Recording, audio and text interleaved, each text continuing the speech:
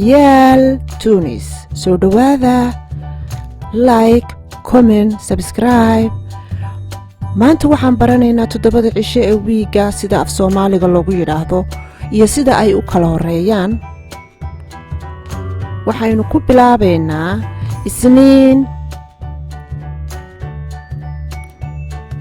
ثلاثة أربعة عروري خميس جمعة أو أعمال أنت أقول فرحة بدن ويقع سبتي أحد عروري waxaa laydinka doonayaa inaad soo barataan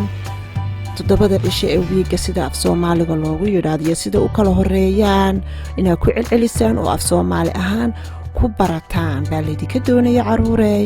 like comment subscribe ciyaal tunis soo dhowaada mar kale